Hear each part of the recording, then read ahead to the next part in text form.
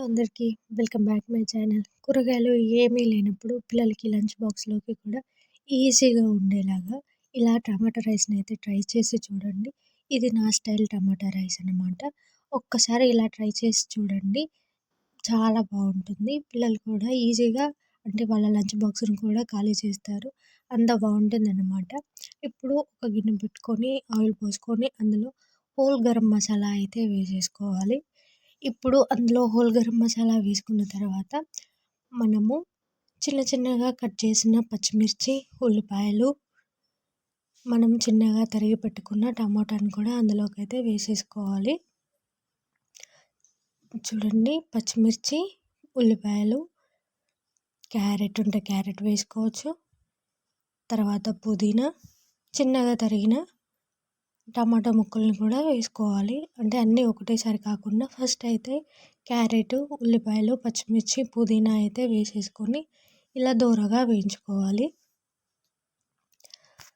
5 మినిట్స్‌లో అయితే రైస్ అయితే అయిపోతుంది. అంటే మనం కుక్కర్‌లో చేస్తాం కాబట్టి 5-10 మినిట్స్ అంతే. తర్వాత ఈజీగా ఉంటుంది కాబట్టి పిల్లలు కూడా చాలా ఇష్టంగా తింటారు. నెయ్యేసి పెడితే ఇంకా బాగుంటుంది. ఇప్పుడు అందులోకి కొద్దిగా అల్లం వెల్లుల్లి పేస్ట్‌ని అయితే వేసేసుకోవాలి. అల్లం వెల్లుల్లి పేస్ట్ వేసుకున్న తర్వాత దాన్ని మంచిగా కలిపేసుకోవాలి.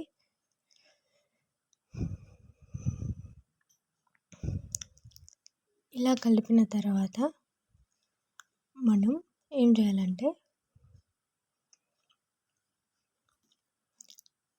అల్లం వెల్లుల్లి పేస్ట్ పచ్చివాసన పోయేంత వరకు అయితే ఉంచుకొని మనం చిన్నగా తరిగి పెట్టుకున్న టమాటా ముక్కల్ని అయితే వేసేసుకోవాలి. మేమిద్దరమే కాబట్టి మాకు 2 అంటే 2 పెద్ద సైజు టమాటాలు అయితే సరిపోతాయి. చిన్నగా కట్ చేసుకొని అంటే కప్పుతో అయితే ఒక కప్పు అయితే చెప్పొచ్చు. ఇలా వేసేసుకోవాలి టమాటాలని.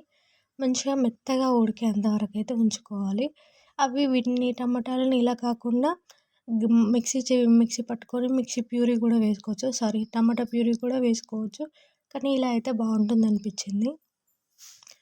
తర్వాత దానిపైన ఉప్పు వేసేసుకొని టమాటా అంతా మగ్గిన తర్వాత మనం ఎంతైతే రైస్ తీసుకున్నామో నేను గ్లాసున్నర రైస్‌ని ముందే నానబెట్టి పెట్టుకున్నాను. ఇప్పుడు అదే రైస్‌కి సరిపడని వాటర్ అయితే పోసుకుంటున్నాను అన్నమాట. మీరు ఒకవేళ 2 గ్లాసుల రైస్ తీసుకుంటే 4.5 గ్లాసుల వాటర్ అయితే తీసేసుకోవాలి.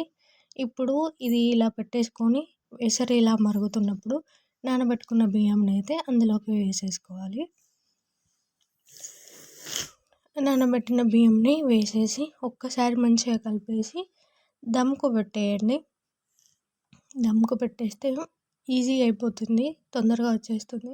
అయితే విజిల్స్ కుక్కర్‌లో వండే వాళ్ళైతే 2 విజిల్స్ అయితే సరిపోతుందన్నమాట.